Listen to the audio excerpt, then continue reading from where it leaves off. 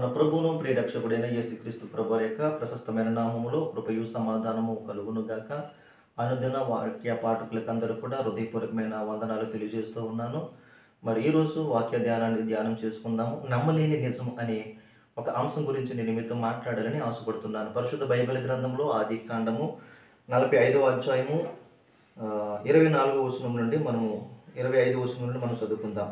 వారు ఐగుప్తు నుండి బయలుదేరి కానాను దేశమునకు తన తండ్రి అయిన యాకోబు వద్దకు వచ్చి, యోసేపు ఇంకా బ్రతికి ఉండి ఐగుప్తు దేశమంతటిని వెలుస్తున్నాడని అతనికి తెలియజేసిరి. అయితే అతడు వారి మాట నమ్మలేదు గనక అతడు నిశిస్తుడైను.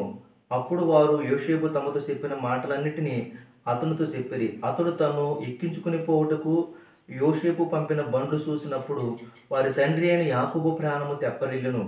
అప్పుడు ఇశ్రాయేలు, ఇంతే సాలును, నా కుమారుడైన యోసేపు ఇంకా బ్రతికి ఉన్నాడు, నేను సావుక మునుపు వెళ్ళి అతను చూసిదనని చెప్పాను. దయగల తండ్రి ఈ మాటల చేత మాతోను సూటిగా స్పష్టంగా మాట్లాడి బుద్ధిని గ్రహించే మనసు కూర్చుండగల కుదురుపాటు నన్ను గ్రహింపచేయమని యేసు నామమును బట్టి అడిగి పొంది ఉన్నాము తండ్రి, ఆమేన్. ప్రియమైన సహోదరి సహోదరులారా, చాలా సంఘటనలను బట్టి జరుగుతున్నటువంటి భక్తులను బట్టి మనం ఎంతగానో కృంగిపోతూ ఉంటాం. మన కళ్ళే మనల్ని మోసం చేస్తూ ఉంటాయి. మన కళ్ళే నమ్మలేనటువంటి స్థితిలో మనం ఉంటూ ఉంటాము. మరి చాలాసార్లు మనం అనుకుంటూ ఉంటాం, ఎందుకు నాకు ఇలాగ జరుగుతుంది, నాకు ఎందుకు ఇలా జరుగుతుంది, ఇన్ని శ్రమల, ఇన్ని కష్టాల, ఇన్ని బాధల, ఎందుకు ఒక శ్రమ తర్వాత ఒక శ్రమ నన్ను ఇలాగూ ఇబ్బందికరంగా చేస్తున్నాయి అని మనం ఎంతగానో కృంగిపోతున్నటువంటి సమయంలో మనం ఉంటూ ఉంటాము.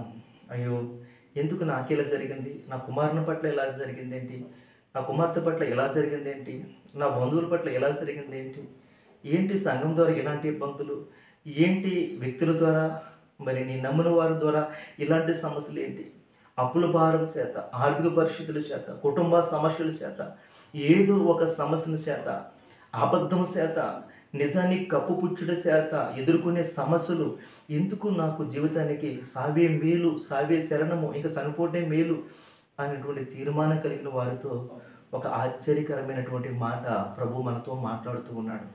ఒకరోజు యాకోబు దగ్గరికి 10 మంది కుమారులు వచ్చి, నాన్న, ఇదిగో నీ కుమారుడు వస్త్రంలా ఉంది, ఈ నిలువుటంగి చూస్తే ఇది సహోదరుని యొక్క వస్త్రంలాగానే ఉంది, సహోదరుని యొక్క సొక్కలాగానే ఉంది, చూడు అనగానే తండ్రికి చూపించినట్టు, తండ్రి, ఇది నా కుమారునిదే, ఈ నిలుటంగి నా కుమారునిదే, ఏమైంది అంటే ఏదో దురక్ష మృగం ఏదైనా, క్రూర మృగము ఏదైనా చంపి తినేసిందేమో, నా కుమారుడు లేడు, నా కుమారుడు చనిపోయాడు, నేను ఎంతగానో ప్రేమించి తన ప్రేమకు సాదృశ్యంగా ఉంచినటువంటి ఈ సొక్క యొక్క గుర్తు పెట్టేసి వెళ్ళిపోయాడు, నా కుమారుడు చనిపోయాడు, నేనే మృతుల్లోకానికి వెళ్ళి వెతుకుతాను, అతడు నా దగ్గరికి రాడు అని ఎంతగానో తన వస్త్రాలు సింపుకొని గోనెపట్ట కట్టుకొని కన్నీళ్లు కారుస్తున్నారు. ఎవరు కూడా అతన్ని ఓదార్చనలేకపోయారు, ఆదరించలేకపోయారు. తన కన్నీరు ఎంతగానో ఏడ్చి ఏడ్చి ఏడ్చి కృంగిపోయాడు.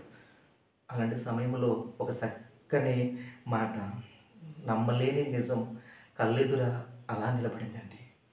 ఒక నమ్మలేని నిజం, అద్భుతమైన కార్యము, ఒక దీవెనకరమైన కార్యము, ఒక ఆశీర్వాదమైన కార్యము, ఒక అద్భుతము యాకోబు గారి దగ్గరికి వచ్చి అలా నిలబడింది. ఏ అన్నలైతే సొక్కా తీసుకెళ్ళి ఇచ్చి, ఇదిగో ఈ మా సహోదరుడు చనిపోయి ఉన్నాడు, ఇదిగో గుర్తులను చూపించారు, ఇదిగో మరలా అదే నోరు ఏమంటుందంటే, అయ్యా, డాడీ, నాన్న, ఇదిగో సహోదరుడు బ్రతికి ఉన్నాడు, ఐగుప్తు దేశానంతా కూడా ఏలుస్తున్నాడు, ఇదిగో మేము ఆయన దగ్గర చూస్తున్నాం, ఇప్పుడు ఏలికైనా నీ కుమారుడు బ్రతికే ఉన్నాడు అంటే తండ్రి నమ్మలేని స్థితిలో ఉన్నాడు, నిరుత్సాహ స్థితిలో ఉన్నాడు, నమ్మట్లేదు. ఇదిగో నేను చూశాను కదా, నా కుమారుని యొక్క రక్తం ముద్రలో సొక్కా నేను చూశాను కదా, నా కుమారుడు చనిపోయాడంటే ఈ రోజున మరల వచ్చి బ్రతికి ఉన్నాడు, ఐగుప్తు దేశాన్ని వేలుతున్నాడు అంటున్నాడు. ఎక్కడ నమ్మాలి? నమ్మసౌక్యంగా ఉంది కదా, ఇన్ని రోజులు నేను దుఃఖించాను, ఏడ్చాను, కన్నీరు కార్చాను, సుమారు 22 సంవత్సరాలు ఏడ్చానే, ఏంటి ఈ రోజున వచ్చి ఇలాగ మాట్లాడుతున్నారు అని నమ్మలేనటువంటి స్థితిలో ఉన్నప్పుడు, ఇదిగో తన కుమారుడు ఎంతగానో బండిలో పంపిస్తున్నాడు. మనం చూస్తున్నట్లయితే అప్పుడు వారు యోసేపు తనతో చెప్పిన మాటలన్నీ అతనితో చెప్పిరి.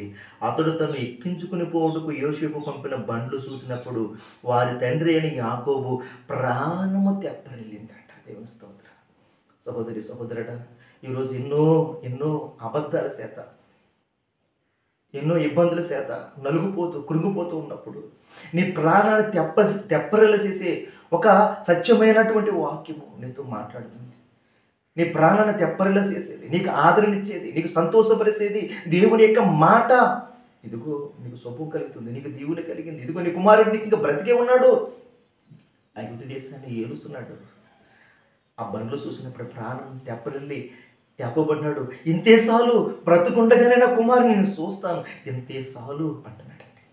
ప్రియమైన సహోదరి సహోదరుడా, ఈ రోజున అజయాలను బట్టి, అపజయాలను బట్టి, మరి మోసాలను బట్టి, నమ్మిన వారి మోసం చేయడాన్ని బట్టి ఎంతకన్నా కురుంగిపోతున్నవేమో. అబద్ధాలు నిన్ను కప్పిపెట్టేసి ఈరోజు నువ్వు ఎంతకన్నా కురుంగిపోతున్నావేమో. ఒకరోజు నిజం వస్తుంది, అబద్ధం నిలబడలేదు. ఈరోజు యాకోబు గారి దగ్గరికి ఒక నిజం వచ్చి నిలబడింది.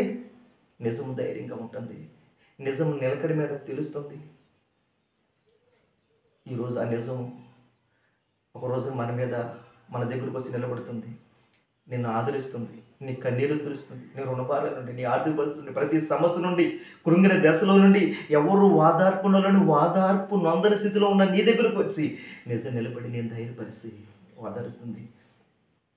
నిరీక్షణ లేని ఇతర వాళ్ళను దుఃఖపట్ట నాకు ఇష్టం కాదు అని ఒక రోజున నిజం వచ్చి నిలబడి నేను ధైర్యపరిచి ఆదరిస్తుంది, నీ ప్రాణాన్ని తెప్పరల చేస్తుంది. దాని వరకు నిరీక్షణ కలిగి ఉండు.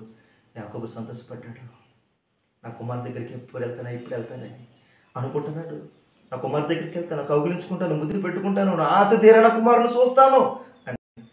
ఒక రోజున నువ్వు కూడా అలాగే అటు గొప్ప ఆనందం పొందుకోవాలని, అటు గొప్ప నిరీక్షణ పొందుకోవాలని నమ్మలేని ఈ నిజాన్ని అనుభవించి యాకోబు ఎంత సంతోషపడ్డాడు. పోగొట్టుకున్న సంతోషాన్ని, పోగొట్టుకునే విజయాన్ని, పోగొట్టుకున్నటువంటి నీ జీవితాన్ని ఈ రోజున మళ్ళీ తిరిగి కట్టి నిలబెట్టి నిన్ను ఆశీర్వదించి దీవించబోతున్నాడు. అటు గొప్ప దీవెనకరమైన దీవెన ఆశీర్వాదములు ఇప్పుడు ఎల్లప్పుడు మనకు సదాకాలం తోడేయండి, ఆశీర్వదించును గాక. ఆమేన్, ఆమేన్, ఆమేన్. దయగల తండ్రి, ఈ మాటల చేత నాతోను మాతోను మాట్లాడిన దేవా, ఎన్న వాక్యాన్ని మన హృదయంలో భద్రపరుచుకుని వాక్యానుసారమైన జీవితం మీరు అనుగ్రహింపచేసి నీ నామానికి మహిమ తెచ్చుకోమని యేసు నామమును బట్టి అడిగి వేడుకుంటున్నాను పరమ తండ్రి. ఆమేన్.